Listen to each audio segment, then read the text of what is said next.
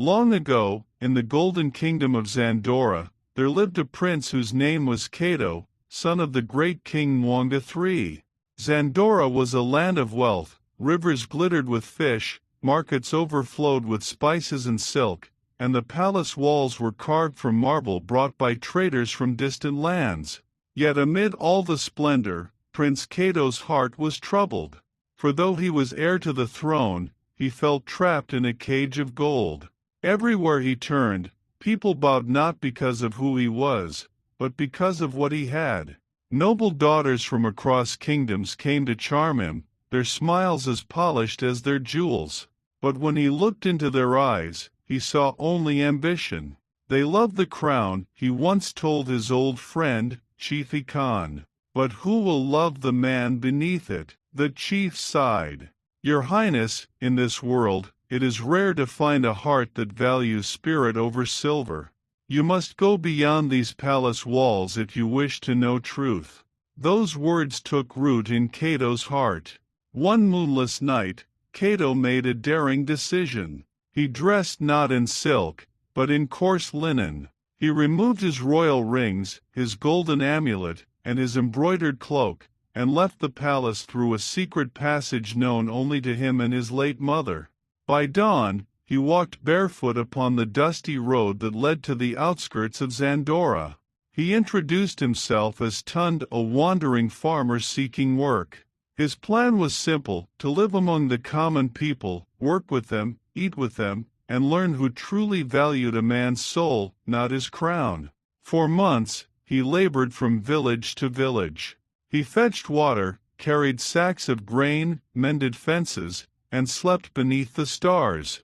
Many laughed at him, a farmer with hands too soft, but he never revealed his truth.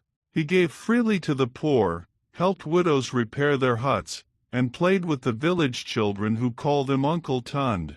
And then, one day, he reached Ndele Village, a quiet settlement by the riverbank, where fate waited for him in the form of a woman named Amara. Amara was unlike any woman he had ever met. She was the daughter of a weaver, known not for beauty alone, but for her kindness. Each morning she fetched water for the old and shared her small meals with orphans. Her laughter was soft but sincere, her eyes bright but humble. She worked from dawn till dusk, yet never complained. When Kato first saw her, she was by the river, washing her mother's clothes, humming a tune. The song carried something ancient, something that reached into his heart. "Good morning, sister," he greeted. "You work so early." She smiled without looking up. "The river doesn't wait, stranger. Those who sleep too long fetch muddy water." Her wit made him chuckle. Over time, Kato began working near her father's weaving shed. He fetched palm fibers, cut bamboo for looms, and carried woven cloth to the marketplace. Amara treated him kindly, not as a poor man to be pitied, but as a person to be respected. She offered him food when he was hungry, water when he was tired, and advice when he was lost. Slowly, Kato's admiration deepened into love. One evening, the village had announced that a wealthy trader from the capital would visit Ndele to buy cloth. Everyone rushed to prepare their best designs. Kato, still in disguise, offered to help Amara carry her father's goods to the market. But as they walked, the trader's carriage splashed mud all over her baskets. The trader's servants laughed cruelly. "Move, peasant girl," one of them shouted. Amara stood quietly, wiped the mud from her baskets, and smiled. "Thank you," she said softly. "Mud washes away, but words do not. Be careful what you throw into the world." Kato was stunned by her grace. Later, he asked, "Why didn't you shout back? They humiliated you." She replied, "If I trade peace for pride, I become poorer than I look." Those words struck Kato deeper than any jewel ever had.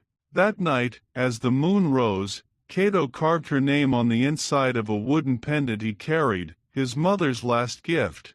Weeks later, the king's messengers came riding through the villages, announcing that the king was gravely ill and that Prince Kato was missing. Rumors spread like wildfire.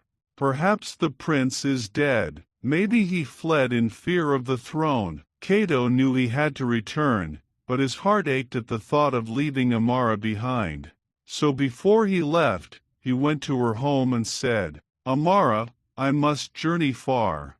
I may not return soon, but if the gods will it, you will see me again." She looked at him strangely, as if sensing the truth he dared not speak. "Then go with courage, Tund," she whispered. "May the gods guide your path, and remember, the worth of a man is not measured by his clothes, but by his choices." Kato bowed deeply. "I will remember." When he returned to the palace, the royal guards gasped. "Prince Kato, the kingdom thought you were lost." He embraced his father, who lay weak upon the royal bed. "Father," he said, "I have seen the world through the eyes of the poor. I have learned what no crown could teach." Within months, the old king passed away, and Kato was crowned king of Zandora. But instead of marrying a noble or princess, he shocked the court with his decree, "I will marry not the richest, nor the fairest, but the one whose heart is pure, a woman who knows kindness better than pride." The nobles whispered, thinking he had gone mad. Then one morning, royal carriages thundered into Ndele Village.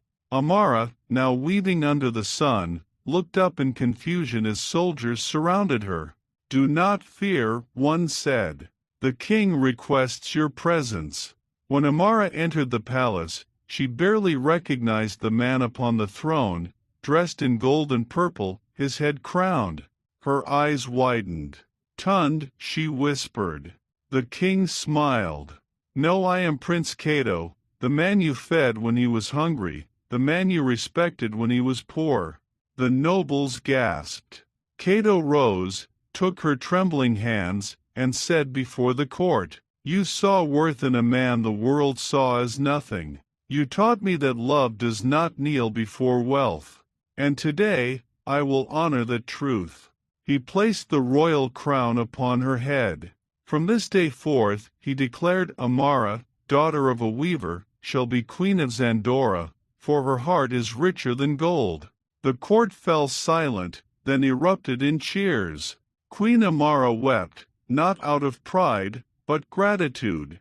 Under their reign, Zandora prospered like never before. King Kato and Queen Amara built schools for orphans, clinics for the sick, and homes for the poor. They walked among their people not as rulers, but as servants of light. When travelers came to the kingdom and asked, "What is the secret of Zandora's peace?" the elders would smile and say, "Because once, a prince disguised himself to find love, and found a queen whose heart could never be fooled by gold." And so their story became a song, sung in markets, whispered by firesides, and passed down through generations as the tale of the prince who disguised himself to find true love.